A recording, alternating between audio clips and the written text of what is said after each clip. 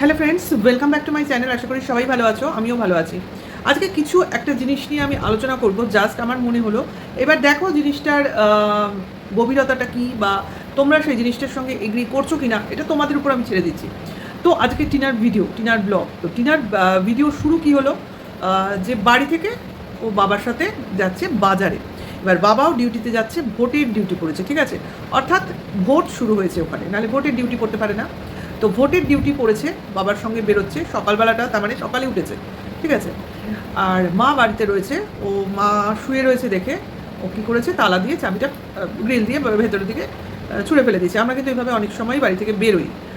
তোমরা যারা এইভাবে নিজে মানে গ্রিলের গেটে তালা দিয়ে চাবি ছুঁড়ে দিয়ে বেরো, যারা যারা বেরো তারা জানবে আর কি, এইভাবে বেরোনো সম্ভব। মানে আমরা বেরোই অনেক সময়, দরকার হলে বেরোই, যে গেট খোলার কেউ না থাকলে এরমভাবে, বাড়িতে কেউ একা থাকলে ওইভাবে রেখে দিয়ে চলে যায়। আর নিজের কাছে যদি এক্সট্রা চাবি থাকে তো আলাদা ব্যাপার, হ্যাঁ। তো অনেক সময় সেটাও হয়, এক্সট্রা চাবি নিয়েও বেরোই, যাতে নিজে খুলেও ঢোকা যায়। তো এটা হচ্ছে যার যার বাড়ির একটা সিস্টেম, তো সবাই বুঝবে না। এবার বাড়ির থেকেই স্টার্ট করেছে ভিডিওটা, বাড়ির থেকেই বাবা দাঁড়িয়েছিল, বাইকে উঠেছে, তো গেছে, সবটাই দেখিয়েছে। বাজার করেছে, কি কেনাকাটি করেছে। ওর হয়তো ফেরার কথা ছিল তোমার টোটোতে, কিন্তু বাজার যেহেতু অনেক বেশি ছিল, ওর বাবা আবার বাড়িতে এসে দিয়ে গেছে, যেহেতু ওটা বাইক বলেই সুবিধা হয়েছে, তো টাইম ছিল। তা এমন নয় যে অন্য টোটো বা অটোতে করে ফিরেছে। তো কেন এই কথাগুলো বলছি, কারণ কিছু লোকের কথা তো আছেই না, যে দেখো বাজারে গেল, ভোরবেলা উঠলো, তার মানে ওয়েল ড্রেসড ছিল, অর্থাৎ বেরোতে গেলে যেরকমভাবে ড্রেস আপ করে বেরোয়, কুর্তি পরে চুলটুল আছে, ফ্রেশ হয়ে, তো সেইভাবে বেরোলো। তাহলে এটাকে বলা হচ্ছে আসলে ও বাড়ি থেকে বেরোয়নি, ও ফ্ল্যাট থেকে বাড়িতে এসেছে, এবং ওটা জাস্ট একটু অভিনয় করা হয়েছে। অর্থাৎ ফ্ল্যাট থেকে ও গিয়ে বাজার করেছে, বাজার করে ওর বাবা এসে বাড়িতে দিয়ে গেছে, কিন্তু বাড়ি থেকে ভিডিওটা শুরু করলো। তাহলে কি এতটাই নাটুকেপনা করলো যে ও ফ্ল্যাট থেকে সকালবেলা উঠে বাড়ি এলো, বাড়ি এসে বাবার সাথে আবার বাইকে করে বাজার করতে গেল, আবার বাবা এসে বাড়িতে দিয়ে গেল, ইত্যাদি ইত্যাদি, এবং গেট খুললো মা, সেটাও দেখিয়েছে। তার টোটাল ব্যাপারটা দেখিয়েছে। কিন্তু এখানেও কি লোক বলবে যে পুরো ব্যাপারটাই নাটক ছিল? ও তো মার্কেট থেকেও তোমার ভিডিওটা শুরু করতে পারতো, মানে মাছের বাজার থেকে করতে পারতো। তো তাহলে সেক্ষেত্রে এই বলাটা আরও বেশি পোক্ত হতো। অর্থাৎ ওই দেখো মাছের বাজার থেকে ভিডিওটা শুরু করেছে, তার মানে বলেছিলাম না ও ফ্ল্যাট থেকেই একেবারে রোজ রোজ বাড়ি আসে আর যায়। মানে ওর ফ্ল্যাটে থাকতে এত ভালো লাগে ফোকলার সঙ্গে, যার জন্য ও ফ্ল্যাট ছাড়তেই পারছে না। একটা ছাড়ছে তো আরেকটা ধরছে, এটা ছাড়ছে তো আরেকটা ধরবে, মানে ফ্ল্যাটে ফোকলার সঙ্গে থাকার জন্য এই ফ্ল্যাট খুঁজতেই হচ্ছে, এবং সেটা ছাড়াও থাকতে পারছে না।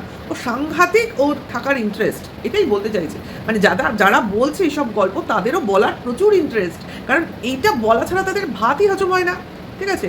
সে যতই টিনা বাড়ি থেকে মাকে দেখিয়ে, ঘর থেকে ঘুম থেকে উঠে খাট থেকে নেমে রেডি হয়েও যদি যাওয়াটা দেখায়, তবুও বলবে ও ওখান থেকে এসে শুয়েছিল, তারপর দেখাবার জন্য ভিডিওতে রেডি হয়েছে, বেরিয়েছে, অমুক তমুক। অর্থাৎ ওদের কথাটা প্রমাণ করতেই হবে। এখন যদি ও ঘরে দেখিয়ে বলে দেখো এখন 7টা বাজে, তাহলে বলবে ও 6টার সময় চলে এসছে। যদি বলে দেখো 5টা বাজে, তাহলে বলবে 4টের সময়, মানে সবই ভোরের কথা বলছি, চলে এসছে। মানে ও যেটা বলছে সেটা পুরোটাই ডাহা মিথ্যে, অর্থাৎ নাটক, মিথ্যা। আর ওনারা যা বলছেন অপরপক্ষের ক্রিয়েটাররা, তারা সবটাই সত্যি, একদম নির্ভেজাল সত্যি কথা বলছে, ঠিক আছে? এটাই হলো যুক্তি, ঠিক আছে? আমি আসছি ধীরে ধীরে, পুরোটাই বলবো। তো বাড়িতে এলো, বাজার করে নিয়ে আসলো, কারণ বাড়িতে বাবাও এখন বাজার করতে পারছে না। এক্ষেত্রে কিন্তু বাবা বাজারে যেতে পারতো, নিজের বাজার করে আবার বাড়িতে দিয়ে যেতে পারতো, হ্যাঁ, এটা করতেই পারতো।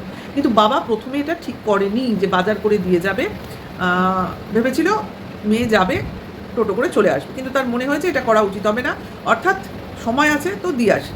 তো এটা ব্যাপার। আর আরেকটা কারণ হচ্ছে, অবশ্যই এটা প্রমোশনাল ভিডিওর কারণেই ওকে বাজার যেতে হয়েছিল, কারণ যে বাসনটা এলো সেটার কারণেই এই বাজারটা, এটা পরিষ্কার। এবং এটা দেখবে ও যেদিনই এসব বাজার হাট করে, এর আগে ওর বাবাও একদিন করেছিল, আজও ও করেছে, যেটা ও রান্না করবে ভেবে, এটা কিন্তু সবই একটা কন্টেন্ট, ওর প্রমোশনাল ভিডিওর কন্টেন্ট। ও সেভাবেই বাজার গেছিলো এবং সেভাবেই সমস্ত জিনিস কেনাকাটি করে এনেছে। তার সঙ্গে বাড়ির টুকটাক জিনিস তো থাকবেই, তাই না? যে বাড়িতে আছি, যে বাড়িতে থাকছি, সে বাড়ির প্রয়োজনীয় জিনিস আমি করবো না? আমি তো বাড়ির অঙ্গ, তাই না? তোমরা যতই আজেবাজে লোক যা খুশি বলো, তো আমার কি যায় আসে? তোমাদের জন্য তো আমার বাবার বাড়ির লাইফটা বৃথা হয়ে যেতে পারে না, তাই না? তো হ্যাঁ, প্রোডাক্টটা এটাও সুন্দর, বেশ কস্টলি জিনিস এগুলো, আমি দেখলাম জিনিসটা সুন্দর, কিন্তু সবসময় সবাই মানে ইচ্ছা থাকলেই তো উপায় হয় না। সময় হোক, নিশ্চয়ই যদি অ্যাফোর্ড করতে পারি তো করবো।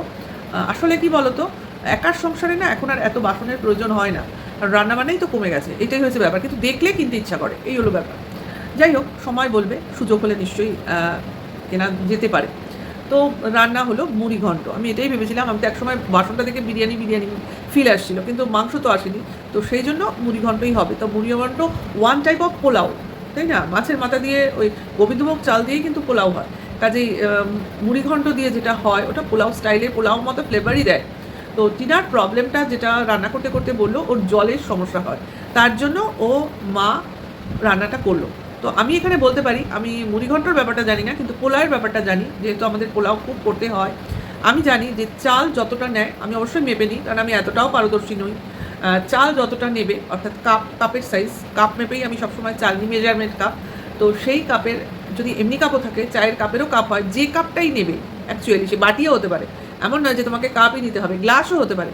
তো যেটাই নেবে সেইটার যে মাপটা নেবে, অর্থাৎ যদি 1 গ্লাস বা 1 কাপ চাল নাও, তাহলে জল হয়ে যায় ডাবল, ঠিক আছে? 1 কাপ চালে 2 কাপ জল, 1.5 কাপ চালে 3 কাপ জল, এটাই কিন্তু মেজার।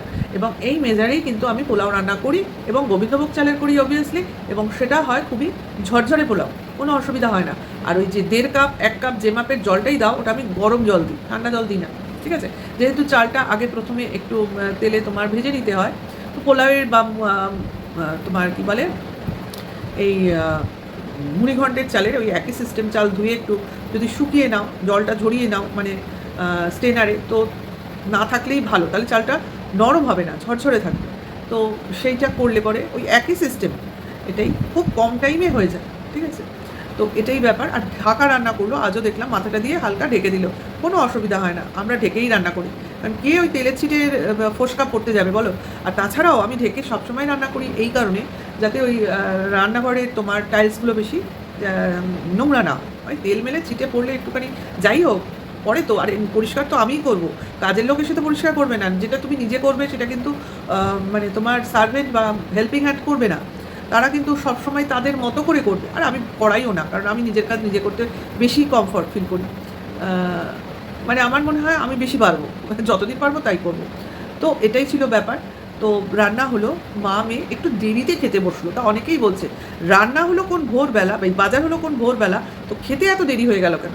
আচ্ছা, এটাকে কেউ খেয়াল করেনি যে ওরা নিজের ঘরের কিছু আসবাবপত্র চেঞ্জ করছিল, মানে দিক পরিবর্তন করছিল, কারণ একটা আলনার সেট আপ চেঞ্জ করার জন্য, তো মানে কিছু চেঞ্জেসের জন্য, তো সেটার জন্য ওইখানে টাইমটা বেশি চলে গেছে। তারপরে যেহেতু দুজন, চাপ নেই, বেশি খাওয়ার লোক নেই, মা মেয়ে, সেহেতু একটু দেরি দেরি করে রান্না করেছে।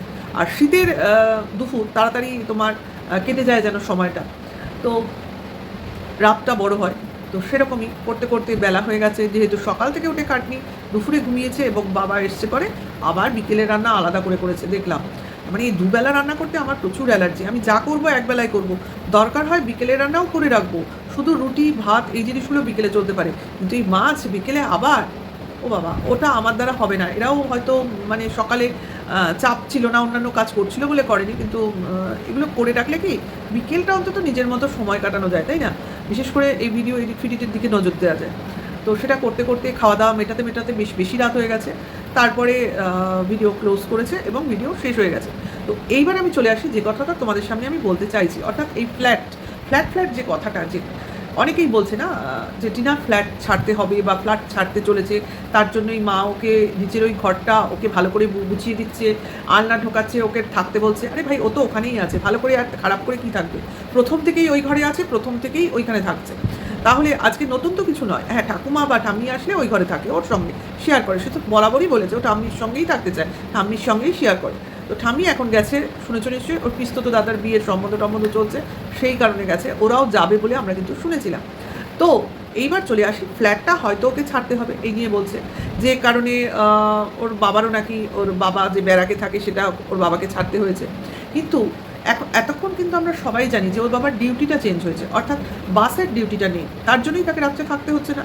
আর যদি রেগুলার বা এমনি সাধারণ ডিউটি করে, সেখানে তো রোজই জার্নি করে যেতে পারে, তাতে তো অসুবিধা নেই। কিন্তু বাসের জার্নিটা, এই ডিউটিটা থাকলে কী হয়, খুব ভোরবেলা বাস নিয়ে যেতে হতে পারে, বা যখন তখন যেতে হতে পারে, একে ওকে তাকে দিয়ে বিভিন্ন জায়গায়, সেক্ষেত্রে তোমার ওখানে তোমার থাকতে হয়, তার জন্যই তো থাকা। এমন তো না কেউ ইচ্ছে করে তো ব্যারাকে থাকে না, যাদের কিনা এমার্জেন্সি ডিউটি করে তাদেরই ওইসব ব্যারাকে থাকতে হয়। আর যেখানে এমার্জেন্সি ডিউটির প্রয়োজন হয় না, তারা তো বাড়িই যায়। ম্যাক্সিমাম পুলিশের যারা চাকরি করে তারা বাড়িতে ফেরে, এমন নয় যে ওখানেই রাত্রিবাস করে। হ্যাঁ, ওই এমার্জেন্সি ডিউটি হলে তখন হয়তো যারা যারা এরকম বাড়ি পেরে তারাও অনেক সময় থেকে যায় পুলিশ স্টেশনে, বিভিন্ন ব্যারাকে, বা তাদের যদি কোনো আলাদা কোয়ার্টার অ্যালট করা থাকে সেই সব জায়গায় থেকে যায়। এগুলো হয়, এগুলো ওদের ভেতরের ব্যাপার, এগুলো সব নিয়ে আমরা সবসময় বলতে পারি না। কিন্তু এটাকে নিয়ে কারো চাকরি নিয়ে যে কন্ট্রোভার্সি করা হচ্ছে, তার হয়তো চাকরি নেই, তার হয়তো ডিউটি প্রবলেম, এগুলোও কি করা ঠিক হচ্ছে? এগুলোও তো কিন্তু সিলেবাসের বাইরের কথা, যেগুলো বলা হচ্ছে বা চর্চা চলছে। এগুলো নিয়ে কি কথাবার্তা বা স্টেপ নেওয়া হবে না? কেউ কোনো কিছু ভুল করলো, সেটা সে ভুল করে করেছে, সেটাকে একরকম।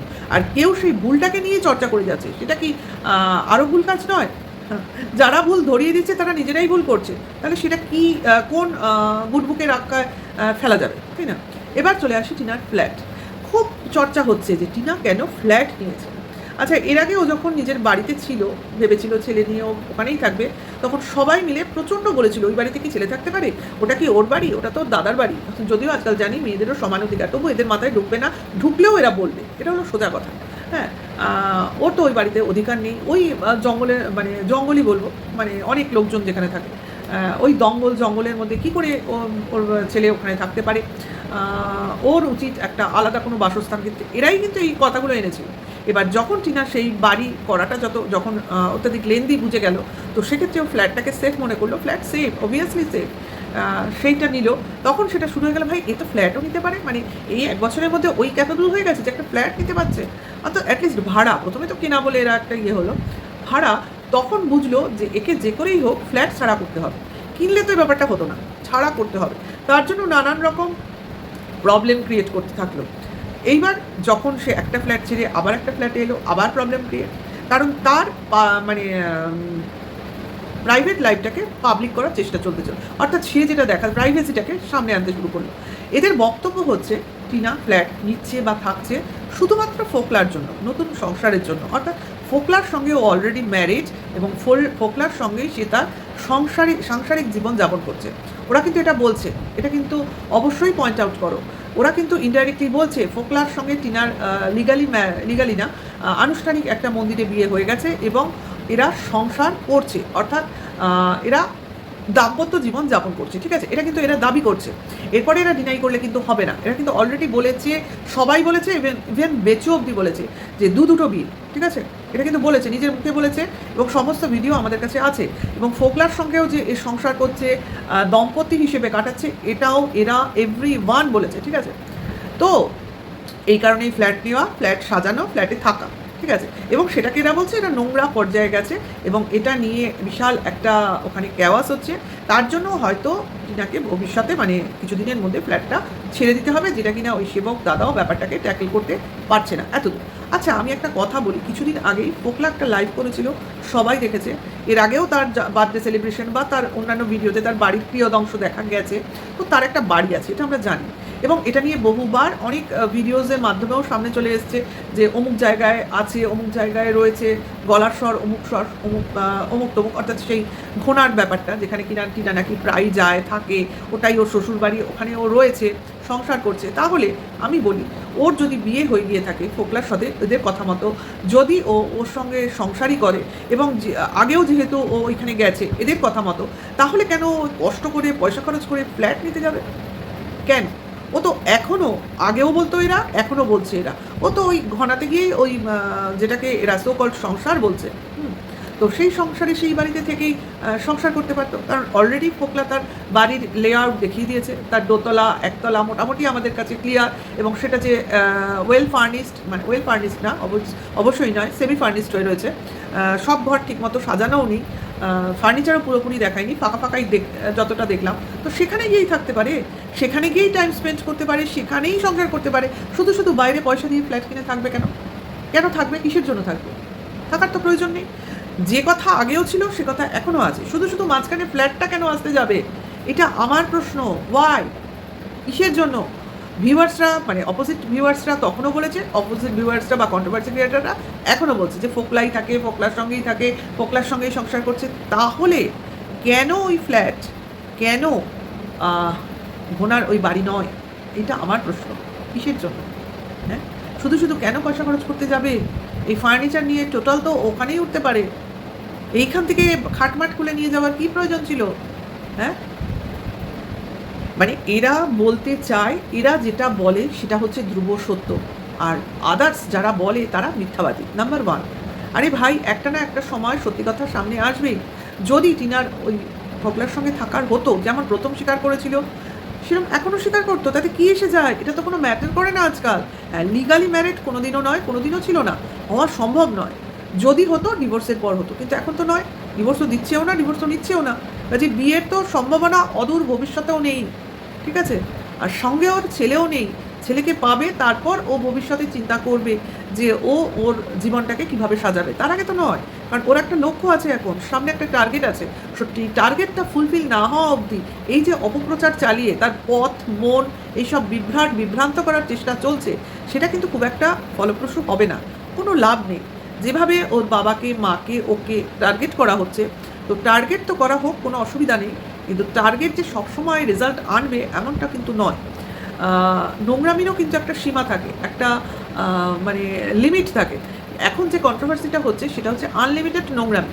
তো এই আনলিমিটেড নোংরামি কতদিন অবধি এরা চালাতে পারে, সত্যিকারের ভাবতেও আশ্চর্য লাগছে যে 1 বছর, 2 বছর, 5 বছর, কত বছর, সত্যিই দেখার। এইবার আর নিরাশ হলে চলবে না, দেখতে চাই এরা কত দূর নোংরামি করতে পারে। আর একজন বাড়িতে বসে বসে অলরেডি নোংরামও করে চলেছে, সে তার গাড়িতে নিয়ে গার্লফ্রেন্ড নিয়ে ঘুরতে বেরোচ্ছে, বোঝা যাচ্ছে, গাড়ির ভেতর দেখাচ্ছে না, সেটা নিয়ে কারোর কোনো মানে মুখে কোনো টু শব্দ নেই। ছেলেকে নিয়ে মার নামের উপর নানান রকম ক্রিয়া প্রতিক্রিয়া দেখিয়ে যাচ্ছে, তাই নিয়ে তাদের কোনো কথাবার্তা নেই। এইসব কথাবার্তা কি এমনি এমনি চলে যাবে নাকি?